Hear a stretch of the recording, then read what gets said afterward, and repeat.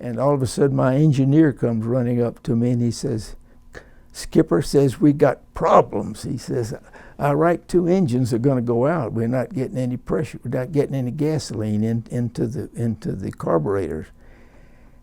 And we cut those two, and then with just two engines, it was impossible for us to continue following our lead group on to drop our bombs in Genoa.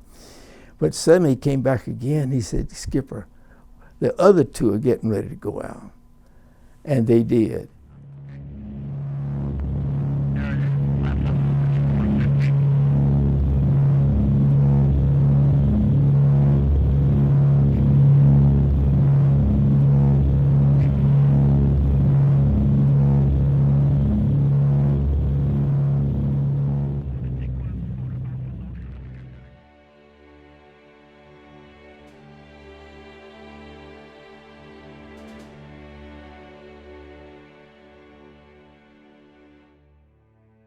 But when they came, I was already ready to go, and I wanted to join the Air Force. To me, at that time, I was pretty much of a big hellraiser, and it just seemed like a pretty big party for me to get into the Air Force, learn how to fly an airplane, and then I would just have a ball. So I joined the Air Force, and it wasn't just to have a good time, but I was really concerned to get into the Air Force, to get into battle. I was a command pilot of a B-24 Liberator. 10 people were on my crew. We had a pilot, co-pilot, navigator, bombardier, and crewman. Had a radio operator and an engineer and gunner sitting in the fuselage in the back of the B-24. My last mission was to have gone to Genoa. We weren't having any trouble at all. We were going in to bomb the submarine installations in Genoa. And all of a sudden my engineer comes running up to me and he says, "Skipper says we got problems." He says, "Our right two engines are going to go out. We're not getting any pressure. We're not getting any gasoline into the carburetors." And we cut those two, and then with just two engines, it was impossible for us to continue following our lead group on to drop our bombs in Genoa.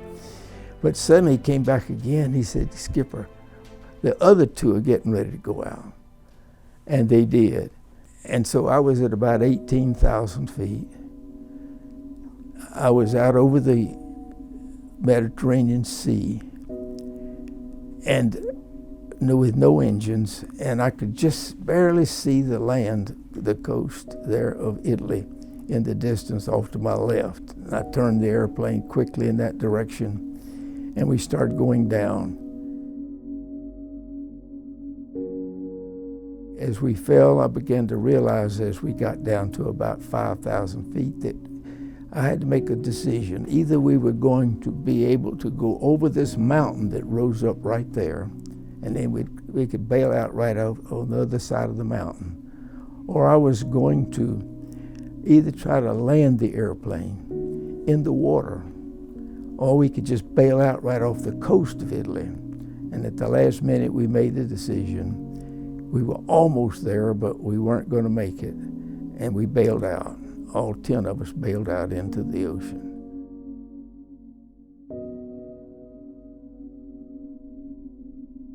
And then as I continued to float down, I watched my airplane fly right into the side of the mountain and exploded there in a huge blast of flame and fire and everything else.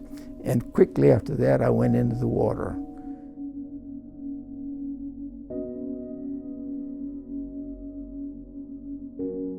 We had sent out a distress signal as we were going down.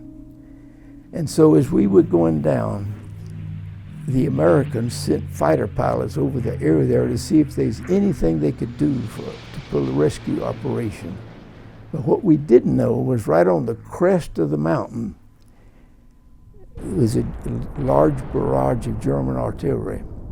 And they began to open fire trying to shoot down those fighter planes that had come, because the fighter planes were right down on the on the top of on the deck of the water there, looking to see if they could evaluate any situation where they could rescue us.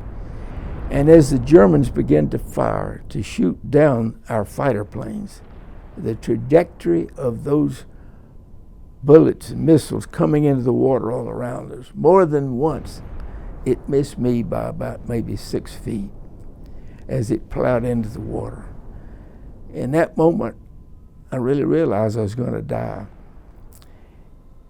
And in that moment, I can't exactly explain it because I wasn't particularly a religious person at all. In fact, I was much of a problem for my parents as I was growing up before this. But I just suddenly, I bet I hadn't prayed in a long time. I began to pray. As I began to pray, suddenly I felt this huge presence around me that I cannot explain. One moment I was practically out of my mind with fear. And in a certain moment right then, all of a sudden, I just felt a peace and a calm that I can't really explain, except there was another presence with me. And I guess that it was that presence that was with me through the rest of my experience. Because I never felt any fear. I never doubted that I was going to get to shore. In fact, as I swam along, I would whistle. I'd say, hang on, I'm getting there. I can still remember. I talked to myself as I was talking. I'd tell them the shore I was going to get there. At no time did I ever have any fear, except when the German artillery was shooting at us when we were swimming in the water. I just felt like I was having an adventure and I was going to get there. There was no doubt in my mind. Swam for about 6 hours, and then I saw a rock that was just a short distance off the coast. I climbed up on that rock and I rested for a while. After I rested a while, after 6 hours of swimming, I swam on in. It wasn't too far to get to the coast. I went in about noon and I got into the coast finally about that night. I continued to try to escape from there. It got dark. None of my crew members ever showed up. I began to try to climb that mountain. And as I was climbing the mountain, I suddenly heard voices. And I quickly hid behind a bush. And soon a patrol of German guards walked by. They passed me while I was there in the bush. I tried to get as small as I possibly could, and they went on by. So I began creeping, going on up a little bit further. Pretty soon I heard some more voices. And when I did, I crawled behind another bush, and another patrol came by. And I realized I was going in the wrong direction to go up that mountain, that I had to go somewhere else. So I got back in the water, and I began to swim again to get on the other side of that point of land. I was swimming along, I swam another 4 hours, and suddenly there, about 2 hours in it, I began to hear, right out where I was swimming, I heard all this noise, like a kind of a sound like that. I realized I was swimming along right in the midst of a flotilla of German submarines. We had probably bombed the submarine installations of Jule. I wasn't too far from them. And these submarines were then pulling out and escaping from the damage that had been done. And so here I was swimming along, and these submarines were all around me as I swam along. It was the most intriguing experience, believe me. So I swam, finally they went on by, and I finally got to land on the other side. I crawled up, I was exhausted. Then I went sound asleep.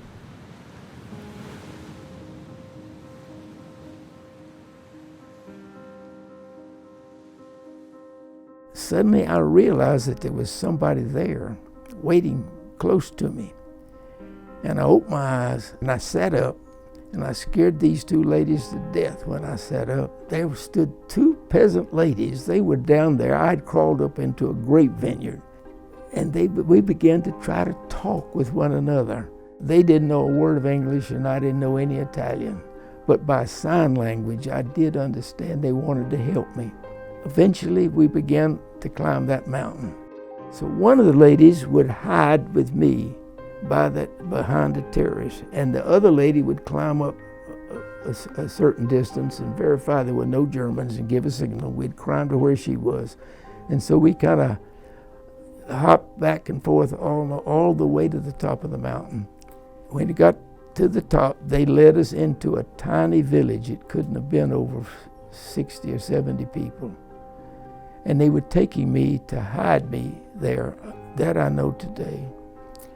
But as we were going through that village, a lot of these peasant people were surrounding me, all of a sudden they all started screaming and running and left me standing there alone. And I was trying to figure out what happened. And I turned around, and there was an Italian man, and he had a gun on me, and he said, "Damned Americana, damned Americana." And he arrested me. And then he took me and turned me over to the Germans, and they tied me up, and then the Germans carried me off to where I became a prisoner. When I got down to where they arrested me, excuse me, that's not correct, where the German offices were, the installations were, and the commandant was there. There were waiting 4 members of my crew. 4 of them had survived as I had survived. We lost 6 in that crash. One day they put us in a stable for horses with a lot of straw. And then one morning I heard all this noise outside, like people marching. And suddenly this young German lieutenant threw open the gates to the stall and ordered us out into the courtyard. And when I got out in the courtyard, here was a battalion of German soldiers and a big truck. And this commandant ordered us into the truck. And then after we got in the truck, 4 of those German guards, all with rifles, broke ranks and got in the truck with us. And off we go down the mountain, headed toward Poland, where our prison camp was to be. We'd been going for quite a while, and it was a bumpy ride. And I got very nostalgic, homesick for my family, all these things. And I began to hum little songs. And I noticed that one of my crew members, Byron Joyce was his name, he had a pretty good voice, and he joined in and we began to sing together. And then we got into popular little ditties that you sang back in those days. And then we got into Christmas carols. And as we were singing these Christmas carols, all of a sudden it was Silent Night and Holy Night. The 4 of us were singing that song. And this is actually what happened. All of a sudden we heard a beautiful, none of us had a good voice, particularly Byron the best. We had a beautiful voice, and it was the German guard. He had left his group and was standing over there with us, and he was singing in German, Silent Night.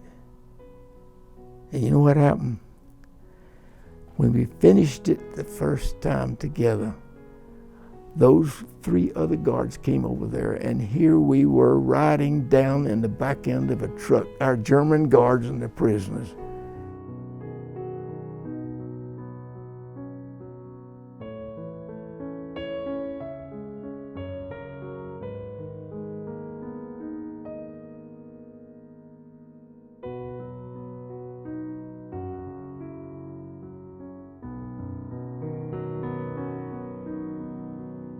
I could give you all kinds of stories that went on. We became friends right up to the time that they turned us over to another group of German soldiers who then shipped us off in boxcars to our prison camp, Stalag Luft 3, which is in Poland.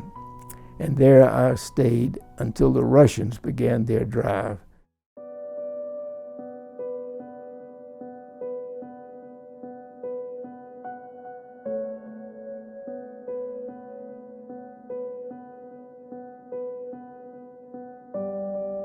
Everybody wanted to get home. Most of us believed that we were going to get home.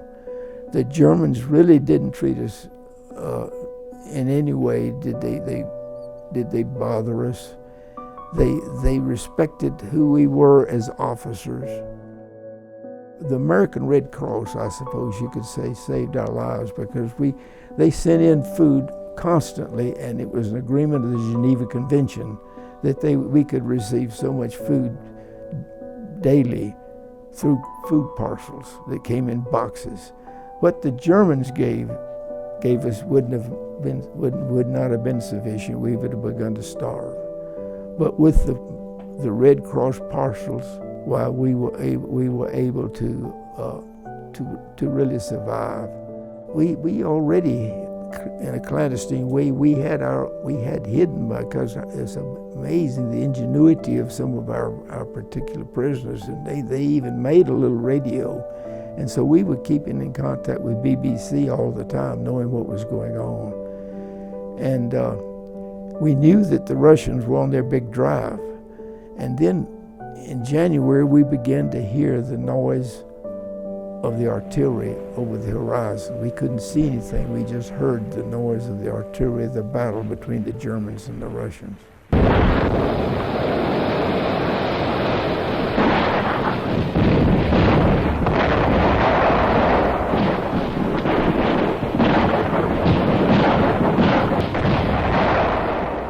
And then at the very end of January, we could even see a little bit of the flashing of the explosions and the light that comes over the horizons, kind of like you see in the movies. And on January the 29th, I think it was, we got an order at 7 o'clock at night that we were to evacuate the camp. Up until then, we weren't sure whether the Germans would come in and kill us all. In the process, all of us tried to figure out, we got rocks, we made little swords out of wood, we did everything we could so to protect ourselves if that happened. We didn't know if the Germans would go off and leave us and the Russians would come and just take over, and we've heard stories of what the Russians did to their prisoners, and that could have been worse than staying with the Germans, or we could have marched. And we were given this order to march.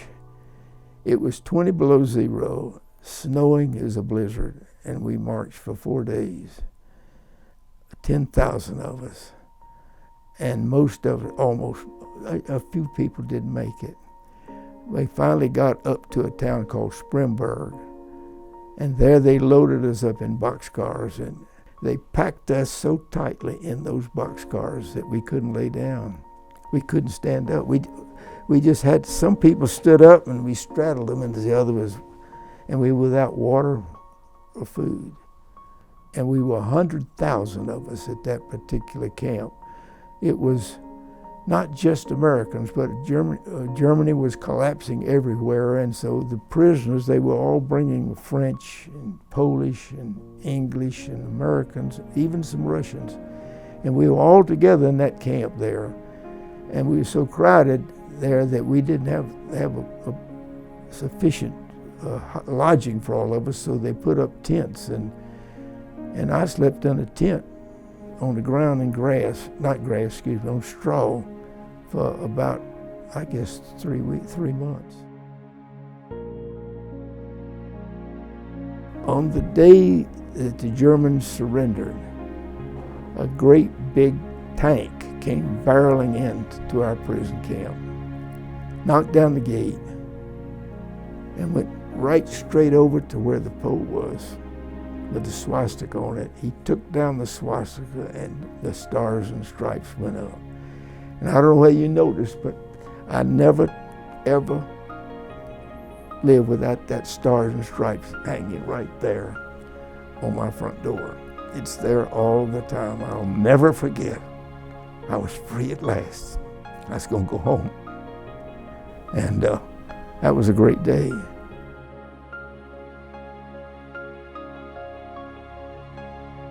General Patton, he came in the next day, and he stood just exactly like you hear. He stood up in his Jeep, and he looked out over us, and I guess I might be exaggerating, but I think tears came down his eyes.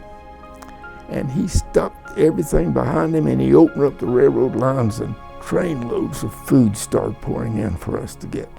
I was down to about 98 pounds. Most of us were. We didn't get with that. They didn't have, it wasn't the Germans' fault. They just didn't have the food. Them Germans themselves didn't have any food. So I got liberated and I came home. That was a wonderful day.